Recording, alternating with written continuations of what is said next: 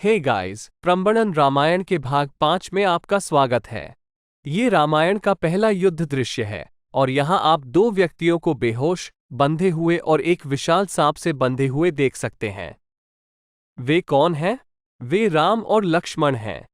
हाँ, आपने उन्हें अब तक ऐसी दयनीय स्थिति में कभी नहीं देखा है। आपने उन्हें हमेशा गर्वित, विजयी और दूसरों को पराजित करते देखा है, लेकिन वे अब तक के सबसे महान राक्षस राजा रावण से लड़ रहे हैं। राम और लक्ष्मण की ऐसी दयनीय स्थिति कैसे हुई? जैसा कि आप देख सकते हैं, नक्काशी बुरी तरह क्षतिग्रस्त है, लेकिन ये साउथ ईस्ट एशियन मंदिरों में एक पॉपुलर दृश्य है। मैं आपको यही दृश्य एक अलग मंदिर में उकेरा हुआ दिखाता हूं, ताकि हम सभी विवरण देख सकें। यहां हम देख सकते हैं कि राम बेहोश होकर फर्श पर लेटा हुआ है। उसकी आंखें साफ तौर पर बंद हैं। लेकिन ध्यान से देखो, उसके पीछे एक और चेहरा है। वो उसका भाई लक्ष्मण है और वो भी बेहोश है और अचेत अवस्था में है। क्यों? क्योंकि उन पर नागपाशा नामक हथियार से प्रहार किया गया था। इससे सांप जैसी यंत्र निकल आए, जिससे पीड़ित बेहोश और पैरालाइज हो गए। आप देख सकते हैं कि सांप राम और लक्ष्मण के चारों ओर लिपटा हुआ है। लेकिन राम और लक्ष्मण ने जवाबी हमला क्यों नहीं किया? क्योंकि दुश्मन एक जादूगर है। वो अदृश्य है और बादलों में छिपा हुआ है। क्या आप उसे ढूंढ सकते हैं? यहाँ लेफ्ट कॉर्नर में आप एक आकृति को बादल में छुपकर तीर चलाते हुए देख सकते हैं। उसका नाम इंद्रजीत है और वह रावण का पुत्र है। दिलचस्प बात यह है कि आप बादलों में पानी देख सकते हैं, इसलिए प्राचीन बिल्डरों को पता था कि बादलों से पानी निकलता है, और यह खूबसूरत नक्काशी भी 1000 साल पुरानी है। ये थाईलैंड के फिमाई मंदिर में पाया गया है। नक्काशी से पता चलता है कि राम और लक्ष्मण के जमीन पर गिरने के बाद वानर सेना का क्या हुआ। आप वानरों को गहरे दुख में देख सकते हैं। उनका हाथ उनकी छाती पर है। एक बंदर भगवान से भाइयों को पुनर्जीवित करने की प्रार्थना कर रहा है। एक और बंदर अपने आंसू पोंछता हुआ दिखाई देता है। इस बंदर को देखो, वो अपनी नाक साफ कर रहा है। जब तुम ज्यादा रोते हो तो तुम्हारी नाक बंद हो जाती है ना? लेकिन देखो, एक वानर ने इंद्रजीत को देख लिया है। देखो वह किस ओर इशारा कर रहा है। वह सीधे इंद्रजीत की ओर इशारा कर रहा है, जो बादलों में छिपा हुआ है। और अब उसके पीछे खड़े उसके दोस्त भी उसे देख रहे हैं और उस पर हमला करने के लिए पत्थर और पेड़ की टहनियां उठा रहे हैं। सबसे दाईं ओर एक बंदर इतना दुखी है कि आप देख सकते हैं कि उसने क्या किया है। लेकिन प्रम्बणन की नक्काशी एक महत्वपूर्ण व्यक्ति को दर्शाती है। यह व्यक्ति कौन है? क्या हमने उसे पहले कभी प्रम्बणन रामायण में देखा है? नहीं, है ना? दरअसल हमने उन्हें एक बार रामायण की पहली नक्काशी के समय देखा था। याद कीजिए कि कैसे पांचों तत्व भगवान विष्णु के पास आए और उनसे राक्षस रावण को हराने के लिए पृथ्वी ग्रह पर आने को कहा। यहाँ देखिए, कैसे बिल्कुल वही आकृति दिखाई गई है। ये कौन है? ये गरुड़ है, जो भगवान विष्णु का वाहन या सवारी है। भगवान विष्णु के पृथ्वी पर आने और राम का अवतार लेने के बाद गरुड़ को कभी नहीं दिखाया गया। लेकिन अब राम, उनके स्वामी, गंभीर खतरे में हैं और गरुड़ उन्हें बचाने के लिए आए हैं। लेकिन गरुड़ क्यों? जरा सोचो, गरुड़ उसे बचाने क्यों आ रहे हैं? क्योंकि गरुड़ नागों के शस्त्रों का मारक है। गरुड़ नागों का कट्टर दुश्मन है। याद करो कैसे गरुड़ हमेशा नागों को हराते हैं। मैंने बहुत सारी नक्काशी में ये दिखाया है। इस प्रकार गरुड़ राम और लक्ष्मण को नाग अस्त्र से बचाते हैं और उन्हें पुनः चेतना अवस्था में लाते हैं। अब इस पैनल को देखिए, ये बहुत केओटिक लग रहा है ना? हाँ, ये डिजाइन के अनुसार है। उन्होंने इसे अव्यवस्थित बना दिया है क्योंकि वास्तविक युद्ध का मैदान ऐसा ही दिखता है। इन नक्काशियों को बहुत अधिक क्षति पहुंची है, जिससे यह अधिक कंफ्यूज करने वाली हो गई है। बीच में बहुत से मनुष्य और राक्षस लड़ रहे हैं। लेकिन बाईं ओर आप लक्ष्मण को धनुष पकड़े और प्रोजेक्टाइल लो का उपयोग करते हुए आकाश में बाण चलाते हुए देख सकते हैं। उसके बगल में आप देख सकते हैं कि राम एक और तीर चला रहे हैं। देखिए, उनके बगल में एक स्पॉटर खड़ा है, जो अपनी आंख पर स्कोप लगाए हुए है और राम को दुश्मन की सटीक लोकेशन बता रहा है। यहाँ दुश्मन कौन है? रावण, स्वयं राक्षस राजा, जिसे सबसे दाईं ओर दिखाया गया है। रावण किस पर बैठा है? क्या वह एक छोटे राक्षस पर बैठा है, जो कुत्ते की तरह चारों पैरों पर खड़ा है? रावण राक्षस पर क्यों बैठा होगा? वह किसी राक्षस पर नहीं बैठे हैं, वह अपने विमान पर बैठे हैं, जिसे पुष्पक विमान कहा जाता है। क्या आपको वह उड़ने वाली मशीन याद है जिसका उपयोग उन्होंने सीता का अपहरण करते समय किया था? क्या आपको याद है कि उसमें सीट बेल्ट थे और वह उड़ने में सक्षम थी? हाँ, यह वही विमान है जिसका उपयोग वह युद्ध के मैदान में भी कर रहा है। यहाँ आप विमान के सामने का दृश्य देख रहे हैं, जिसके दोनों ओर पंख हैं, और आप केवल राक्षस का चेहरा और उसके हाथ देख सकते हैं। लेकिन इस युद्ध के मैदान में हम विमान का साइड व्यू देखते हैं। यही कारण है कि आप राक्षस का पूरा शरीर देखते हैं, और यहाँ उसका एक पंख दिखाई दे रहा है।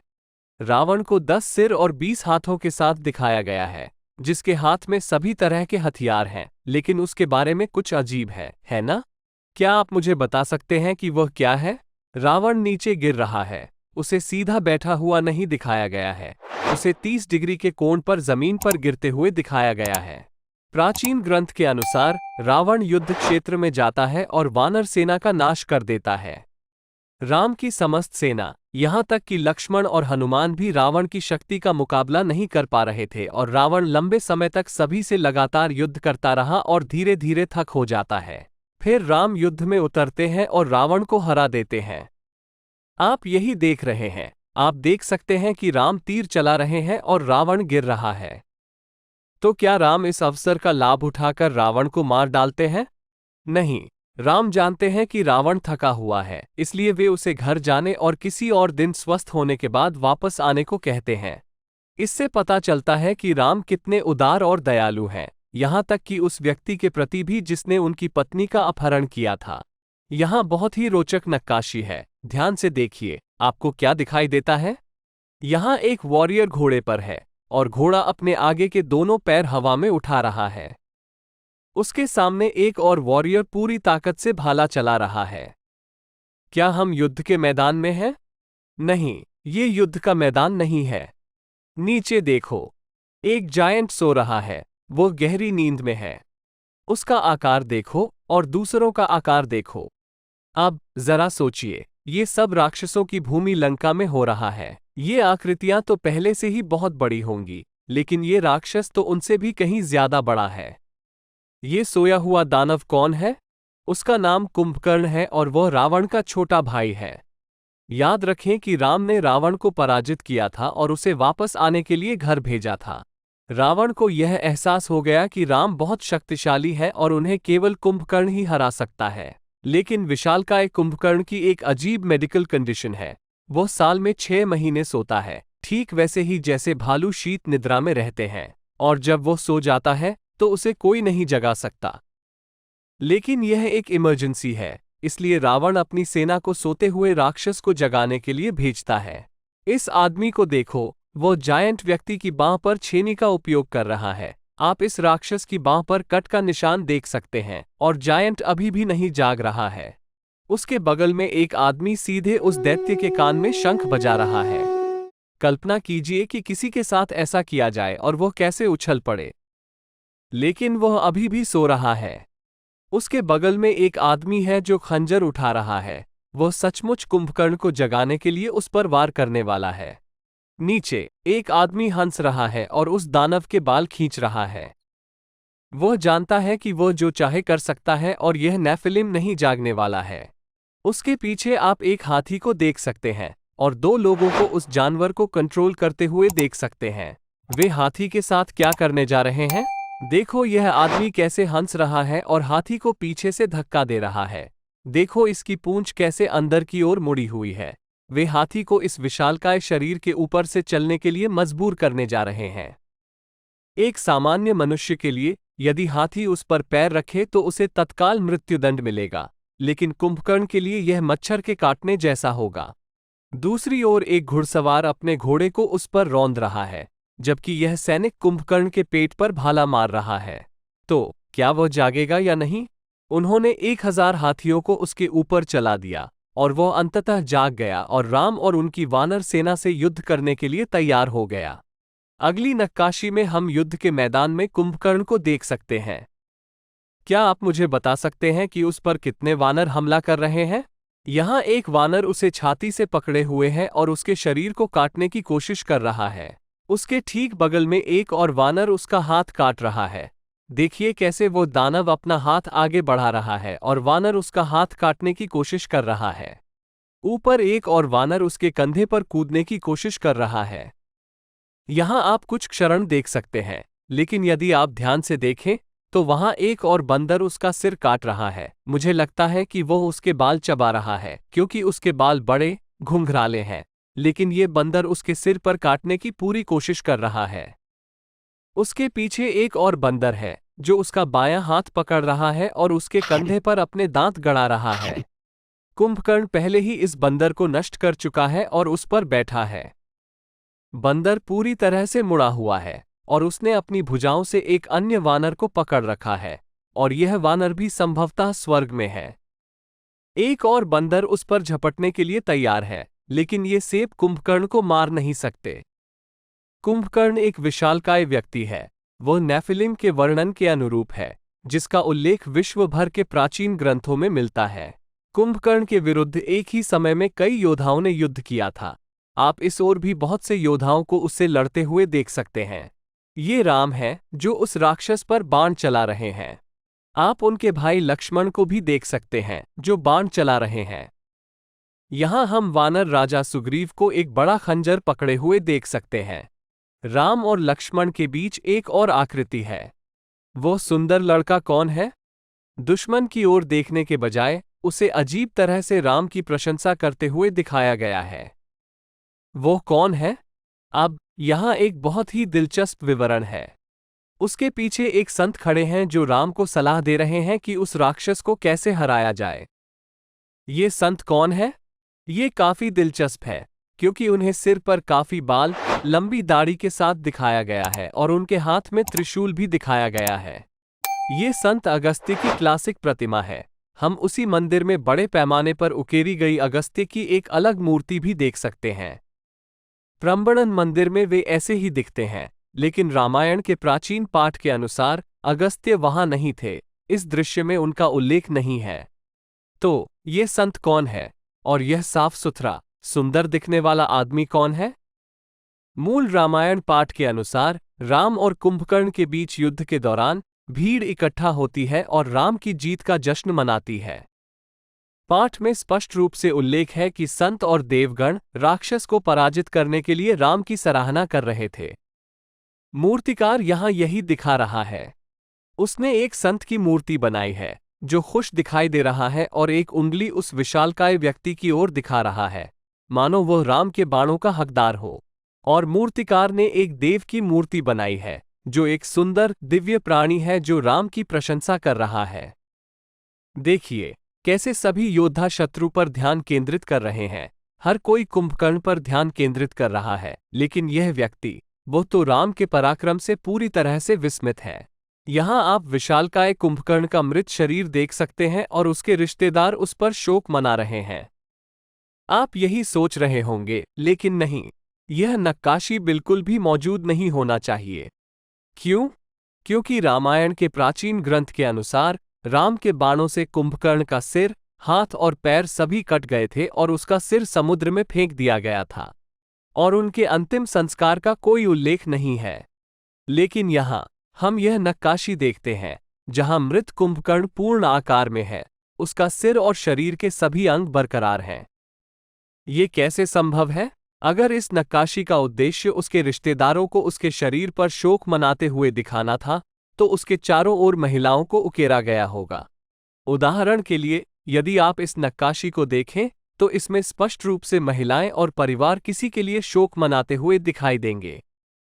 लेकिन इस नक्काशी में ये स्पष्ट रूप से दर्शाया गया है कि ये सभी लोग पुरुष हैं। उन्हें जानबूझकर मूंछों और नंगे सीने के साथ दिखाया गया है ताकि ये दर्शाया जा सके कि वे पुरुष हैं। कुंभकर्ण की 2 पत्नियां थीं और यदि यह केवल शोक या अंतिम संस्कार की प्रक्रिया होती तो उन्हें निश्चित रूप से इसमें शामिल किया जाता।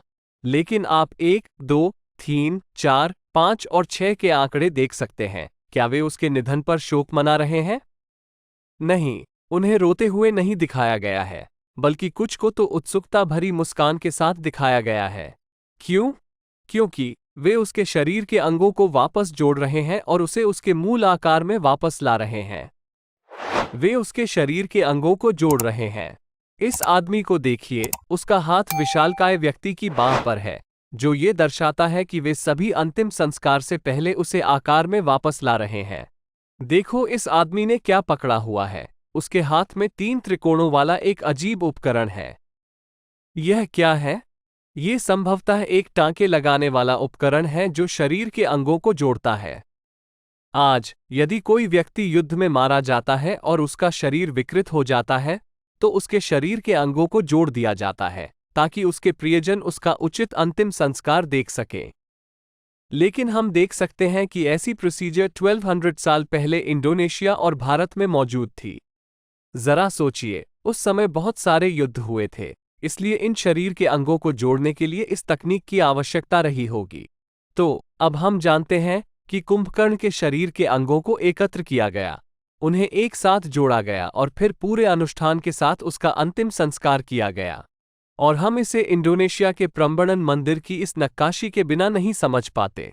यहाँ एक नक्काशी है जिसने सभी एक्सपर्ट्स को कंफ्यूज कर दिया है।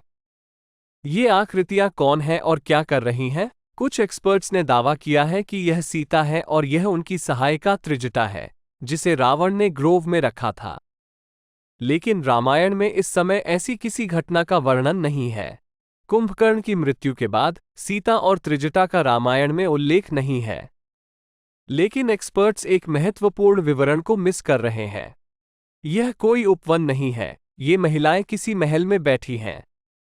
उनके पीछे देखिए, आप एक्स चिन्ह वाली खिड़कियां देख सकते हैं। मैंने आपको पहले भी लंका की भव्य इमारतों में ऐसी ही खिड़कियां दिखाई हैं। आप स्तंभ और इमारत की छत देख सकते हैं और यहां तक कि पर्दे भी देख सकते हैं। बगल में आप एक गमले में लगा पौधा देख सकते हैं, नीचे की ओर देख सकते हैं तथा एक बड़ा शराब का बर्तन भी देख सकते हैं।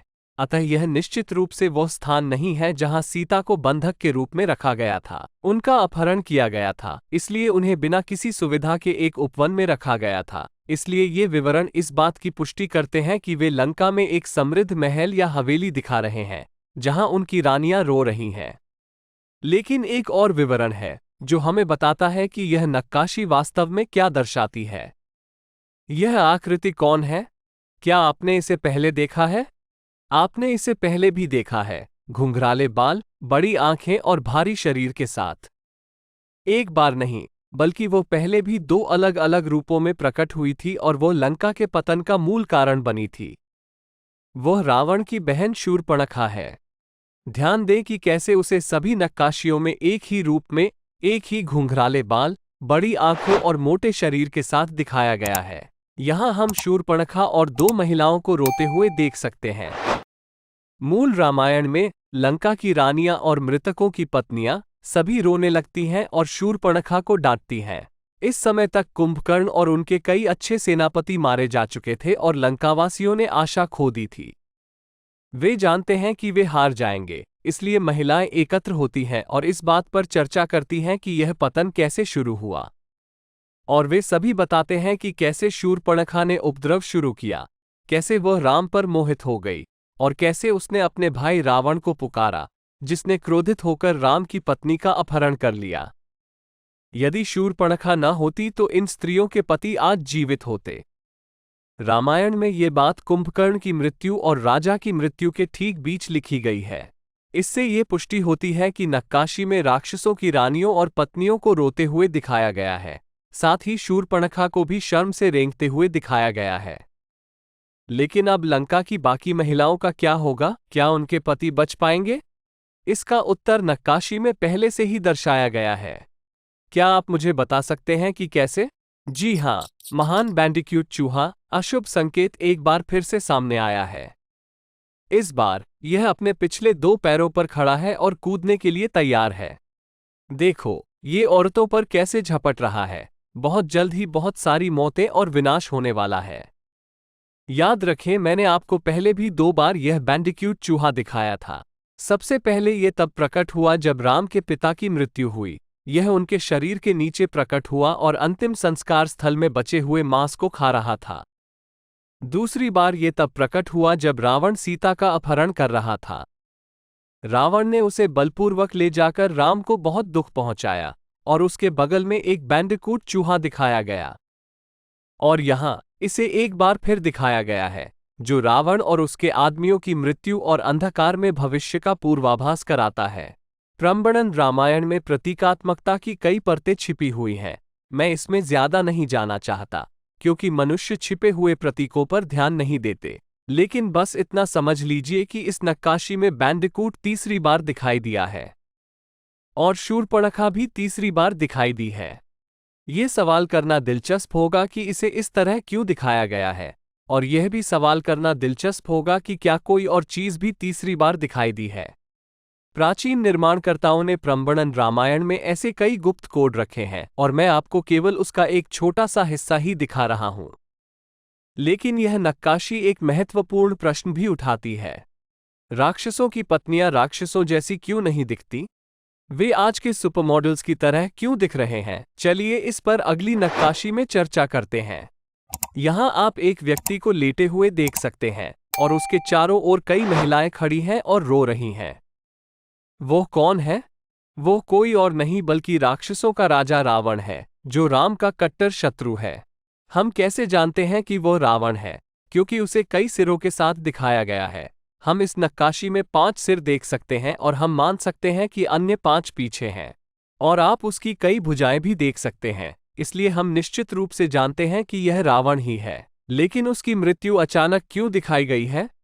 इस दृश्य से से कम 1 या 2 नक्काशी अवश्य रही होगी जो राम और रावण को युद्ध करते हुए दिखाती हो, लेकिन वे सभी नक्काशी नष्ट हो चुकी हैं।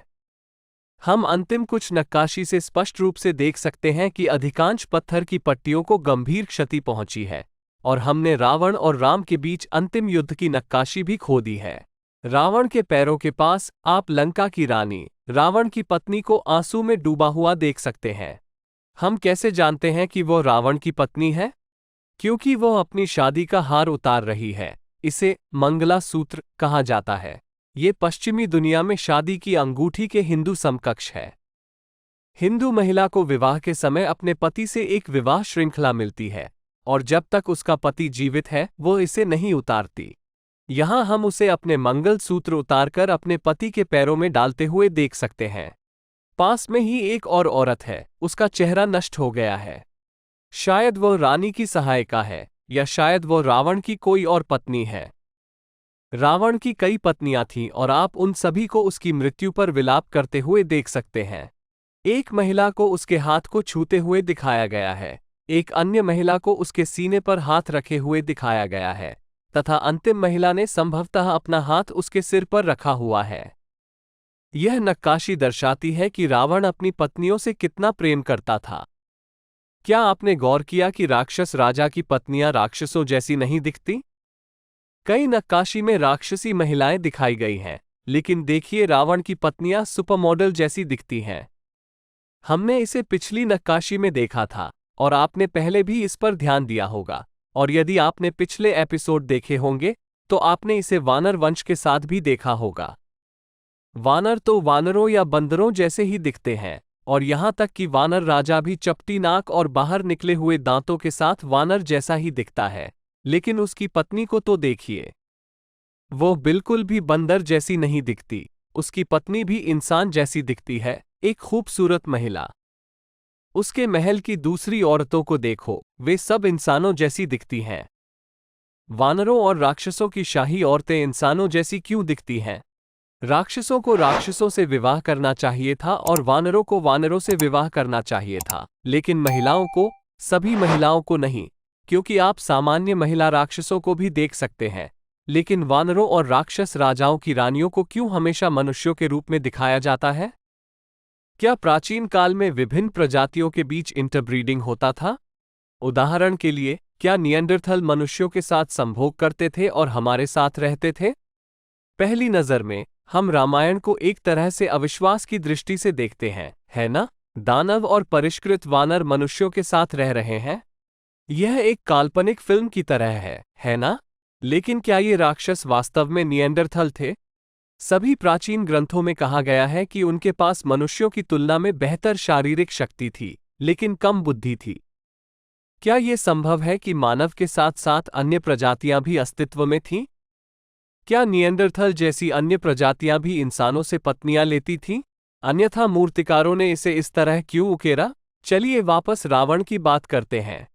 रावण को लकड़ियों के ढेर के ऊपर चिता पर दिखाया गया है। आप नीचे लकड़ी के लट्ठों को करीने से रखा हुआ देख सकते हैं तथा ऊपर एक लकड़ी का तख्ता है जो फूलों और फूलों की मालाओं से सजा हुआ है। भारत में आज भी अंतिम संस्कार इसी प्रकार से होते हैं। पिछले 1200 वर्षों में इसमें ज्यादा बदलाव नहीं आया है। लेकिन क्या होगा अगर हम इसकी तुलना राम के पिता के अंतिम संस्कार से करें, जहां उन्हें एक बक्से में बैठे हुए और अपने हाथ बाहर निकाले हुए दिखाया गया है। हिंदुओं में इस तरह का अंतिम संस्कार अनसुना है। तो इन दो अंतिम संस्कार समारोहों के बीच एक स्पष्ट अंतर दिखाया गया है, लेकिन आपको ये समझने के लिए गहराई से देखना होगा कि ऐसा अंतर क्यों दर्शाया गया है। एक बार फिर इस नक्काशी ने सभी आर्कियोलॉजिस्ट्स, हिस्टोरियंस और यहां तक कि टूर गाइडों को भी कंफ्यूज कर दिया है। पॉपुलर ओपिनियन के अनुसार यह विश्वामित्र या वशिष्ठ नाम के एक ऋषि का चित्र है जो प्रसन्न होकर अपने शिष्यों को बता रहे हैं कि रावण मारा गया है। फिर रामायण में ऐसी किसी घटना का उल्लेख नहीं है और यह व्याख्या गलत है। इसलिए हमें इस नक्काशी को डिकोड करना होगा। नक्काशी को ध्यान से देखो। ये लोग कौन हैं? वे क्या कर रहे हैं? क्या इन लोगों की पहचान करने का कोई तरीका है? प्राचीन बिल्डर्स कुछ बेतरतीब आकृतियां कैसे बना सकते हैं और हमसे यह उम्मीद कैसे कर सकते हैं कि हम समझ लें कि वे कौन हैं? नहीं, प्राचीन बिल्डरों ने अच्छा काम किया है, लेकिन हम इतने चौकस नहीं हैं कि यह समझ सकें कि ये 5 लोग कौन हैं। वास्तव में पिछली नक्काशी में भी वही 5 लोग दिखाई दिए थे, जिनमें से एक दाढ़ी वाला था और 4 बिना दाढ़ी वाले थे। क्या आपको प्रंबड़न रामायण का ये दृश्य याद है? यहाँ क्या हो रहा है? यदि आपको ये दृश्य याद है तो आप पीठ थपथपाने के हकदार हैं, क्योंकि 99% दर्शकों को ये दृश्य याद नहीं होगा। ये प्रंबड़न रामायण का पहला दृश्य है, जहां ये 5 लोग भगवान विष्णु के पास जाते हैं और उनसे रावण को मारने का अनुरोध करते हैं। यह मिशन था और अब मिशन पूरा हो गया है। रावण मारा गया है। रामायण का पूरा सार यही है कि भगवान द्वारा बुराई का विनाश किया जाए। इन लोगों को अपनी परेशानियों से मुक्ति मिल रही है, इसीलिए यह नक्काशी यहाँ दिखाई गई है। यदि आप उनकी तुलना करें तो आपको पता चलेगा कि ये यही व्यक्ति हैं। एक व्यक्ति दाढ़ी वाला है और 4 व्यक्ति क्लीन शेव हैं। प्रंबड़न रामायण के बारे में कई पुस्तकें और शोधपत्र लिखे गए हैं, लेकिन उनमें से किसी ने भी इसे सही ढंग से डिकोड नहीं किया है। इसलिए हम लोग शानदार काम कर रहे हैं। आने वाली जनरेशंस ये जान सकेंगी कि सबसे प्राचीन हिंदू महाकाव्य हजारों मील दूर इंडोनेशिया में रचा गया है और वे इस कहानी को पूरी तरह समझ सकेंगे। दाढ़ी वाले आदमी के चेहरे पर खुशी देखिए, वो शायद बाकी लोगों को रावण की मौत की खबर सुना रहा है। इन लोगों के चेहरों पर राहत के भाव देखिए, वे एक दूसरे को गले लगा रहे हैं और स्पष्ट रूप से खुश और राहत महसूस कर रहे हैं कि अंततः बुराई का नाश हो गया। उत्सव और उल्लासपूर्ण माहौल को दर्शाने के लिए पूरा स्थान फूलों और पक्षियों से भरा हुआ है। हर साल रावण की मृत्यु के दिन को हिंदू लोग दिवाली या दशहरा के रूप में मनाते हैं। वे आज भी अपने घरों को फूलों से सजाते हैं, मिठाइयां बांटते हैं और फायरवर्क्स का आनंद लेते हैं। इस प्रकार यह नक्काशी पहली दिवाली या दशहरा का प्रतीक है, जब रावण की मृत्यु के बाद पहली बार त्योहार शुरू हुआ था। अगली नक्काशी में हम अंततः सीता और राम का पुनर्मिलन देख सकते हैं। ये सीता है, लेकिन राम का चेहरा बुरी तरह क्षतिग्रस्त है। आइए फोटोशॉप का उपयोग करके इसे पुनः बनाएं। ओरिजिनली राम और सीता एक साथ ऐसे ही दिखते होंगे। आप उनके चेहरे और शरीर के हाव भाव में आत्मीयता देख सकते हैं। वे काफी लंबे समय से एक दूसरे से अलग रह रहे हैं। उन्हें एक अलग कमरे में रखा गया है और आप उनके सामने भोजन का ढेर देख सकते हैं। उनके पीछे आप फर्नीचर देख सकते हैं और बगल में आप आलीशान इमारतें देख सकते हैं। अगले कमरे में आप लक्ष्मण को देख सकते हैं, जो अपने भाई और भाभी को एक साथ देखकर काफी खुश हैं। मुझे 99% यकीन है कि उसके सामने वानर राजा सुग्रीव रहे होंगे और नक्काशी कुछ इस तरह की रही होगी। ये बहुत बुरी बात है कि ये नक्काशी नष्ट हो गई है, लेकिन कम से कम हम आधुनिक तकनीक का उपयोग करके इन्हें पुनः बनाने में सक्षम हैं। उसके पीछे आप 2 संतों को देख सकते हैं, अंत में आपको ये दाढ़ी वाले संत दिखाई देने लगते हैं। रावण के प्रकट होने के बाद वे वहां कभी नहीं थे, क्योंकि रावण इन संतों और अनुष्ठानों के खिलाफ था। तो अब वे फिर से दिखाई देने लगे हैं, और वे राम और सीता को एक साथ देखकर काफी खुश भी दिखते हैं। बाईं ओर आप एक व्यक्ति को घोड़े पर सवार होकर सीता और राम को ले जाने के लिए तैयार होते हुए देख सकते हैं। वे कहाँ जा रहे हैं? बेशक, अब उन्हें भारत में अपने राज्य में वापस जाने के लिए तैयार होना होगा। जी हाँ, निर्वासन के 14 वर्ष बीत चुके हैं और वे अपने राज्य में वापस जाने तथा राजा और रानी के रूप में राज्याभिषेक करने के लिए सही समय पर हैं। अंततः हम एक और समस्या का समाधान होते देख सकते हैं। राम और सीता को अपने राज्य का राजा और रानी बनाया जा रहा है। आप देख सकते हैं कि राम एक अजीब मुद्रा में पैर मोड़कर बैठे हैं। संभवतः प्राचीन राजा राज्याभिषेक के समय इसी तरह बैठते थे। ठीक इसी तरह राम के भाई भरत का राज्याभिषेक किया गया था जब उन्होंने राम को वन भेजा था। राज्याभिषेक समारोह के दौरान जो पट्टा लपेटा जाता है, उसे देखिए और देखिए कि कैसे वही पट्टा राम के पैर और शरीर के चारों ओर लपेटा गया है। तो इस बार 14 वर्षों के बाद राम अंततः लौट आए हैं और उन्होंने सिंहासन ग्रहण कर लिया है। राम को भव्य आभूषणों के साथ दिखाया गया है। मुझे यकीन है कि सब कुछ शुद्ध सोने से बना था और हीरे जड़े हुए थे। आप उनके सिर के चारों ओर प्रभामंडल देख सकते हैं और उनके बगल में आप सीता को देख सकते हैं। उसके सिर के चारों ओर भी प्रभामंडल है। वो भी रत्नों से सजी हुई है, रानी के समान। लेकिन दोनों के चेहरे तो देखो, उनके चेहरे बहुत कठोर लग रहे हैं। इस गंभीर एवं उदास एक्सप्रेशन का कारण क्या है? मूर्तिकार ने उन्हें मुस्कुराते हुए क्यों नहीं बनाया? इसके कई कारण हो सकते हैं। उन्हें इस बात का बहुत अफसोस और आक्रोश हो सकता है कि उन्हें वनवास जाने के लिए मजबूर किया गया, जिसके कारण सीता का अपहरण हुआ। राम को सबसे बड़े राक्षस राजा के साथ युद्ध करना पड़ा, जिसके पास एक बड़ी सेना थी। वो आसानी से अपने राज्य में जाकर मदद मांग सकता था, लेकिन उसने अपना वादा नहीं तोड़ा। वे सोच रहे होंगे, क्या ये सब इसके लायक है? लेकिन राजा और रानी के पीछे सहायकों के हाथ में चाबुक देखिए। ध्यान दें कि वे भी मुस्कुरा नहीं रहे हैं। और फिर हम भरत को भी ऐसा ही समारोह देते हुए देख सकते हैं। ध्यान दें कि वह कैसे मुस्कुरा नहीं रहा है। अगर तुम देखते तो आधुनिक राज्याभिषेकों में, जैसे कि राजा चार्ल्स तृतीय का राज्याभिषेक, वो काफी उदास दिखते हैं। मुझे नहीं लगता कि आपको मुस्कुराने की इजाजत है। मुझे लगता है कि वे आपको मुस्कुराने से रोकते हैं और गंभीर व्यवहार रखने के लिए ट्रेन करते हैं, क्योंकि हर किसी की नज़र आप पर होगी। हालांकि पास में ही दो आकृतियां दिखाई देती हैं। उनमें से एक लक्ष्मण है, जो राम के साथ हर जगह यात्रा करते थे। वो मुस्कुराते हुए दिखाई दे रहे हैं। और दूसरा व्यक्ति भरत है। वो अपने सीने पर हाथ रखे हुए दिखाई दे रहे हैं, जो उनके दिल के करीब है। बीच में एक डरावनी आकृति भी है। वो जोर जोर से हंस रहा है, लेकिन थोड़ा डरावना लग रहा है। ये रावण का भाई और लंका का नया राजा विभीषण है। वो लंका से भारत में राम का राज्याभिषेक देखने आया है। ये संभवतः प्रंबड़न रामायण में विभीषण की एकमात्र नक्काशी है। याद रखें, विभीषण भी एक राक्षस है। वो रावण का भाई है, इसलिए वह इंसानों से थोड़ा ज्यादा डरावना लगता होगा। क्या वह निएंडरथल था? यद्यपि राम, सीता और सहायक गंभीर मुद्रा में हैं, फिर भी पक्षी स्पष्ट रूप से उत्सव के मूड में है।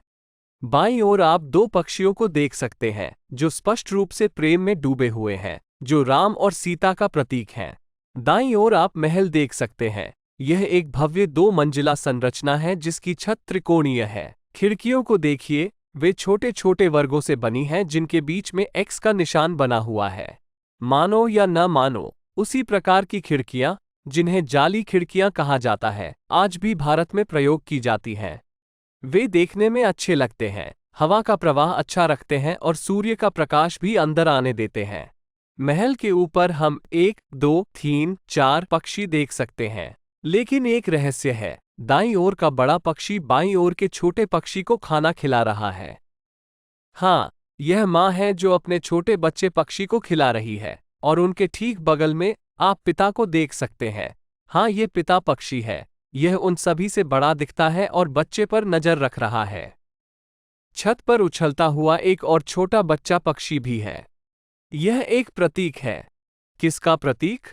हाँ, सीता जल्द ही गर्भवती होने वाली है और राम और सीता को बच्चे होने वाले हैं। तो आप देख सकते हैं कि सब कुछ कितना बढ़िया तरीके से समाप्त होता है। अंत में बुराई की पराजय हुई और अच्छाई की जीत हुई तथा विश्व सामान्य रूप से चलने लगा। सभी पृथ्वीवासी शांतिपूर्वक रह सकते हैं। राम अपनी पत्नी सिंटा को सफलतापूर्वक ढूंढ लेता है और उसके साथ फिर से मिल जाता है। राम को भी अपना राज्य वापस मिल गया है तथा उन्हें अयोध्या का राजा बना दिया गया है। ये भारत के प्रथम महाकाव्य रामायण का एक बहुत ही शानदार अंत है और इंडोनेशिया के प्रम्बणन मंदिर में उत्कीर्ण रामायण ने इसे एक बिल्कुल नया रंग प्रदान किया है। विदेशी जानवरों की नक्काशी, प्राचीन तकनीक की अपनी व्याख्या, हास्य के अपने दृश्य तथा नाटकीय मोड़ और उतार चढ़ाव के साथ। मेरी राय में भारत से हजारों मील दूर रची गई प्रम्बणन रामायण के कई अन्य संस्करणों से आगे निकल गई है और इसका सुखद अंत सभी संघर्षों को सार्थक बना देता है। कहने की जरूरत नहीं कि राम और सीता हमेशा खुशी खुशी रहे। या फिर ऐसा हुआ? वाल्मीकि द्वारा लिखित मूल रामायण राम और सीता के राज्याभिषेक के साथ समाप्त होती है, लेकिन प्रम्बणन मंदिर की नक्काशी पर गौर करें। वे जारी रहती हैं। प्रम्बणन रामायण अभी समाप्त नहीं हुई है, बल्कि कुछ मायनों में तो यह अभी शुरू ही हुई है। राज्याभिषेक के बाद कई चौंकाने वाले मोड़ आते हैं, इसलिए मैं उन्हें अगले एपिसोड में पोस्ट करूंगा। मुझे उम्मीद है कि आपको यह वीडियो पसंद आया होगा। मैं प्रवीण मोहन हूँ। देखने के लिए बहुत बहुत धन्यवाद। सब्सक्राइब करना ना भूलें और मैं जल्द ही आपसे बात करूंगा। बाय।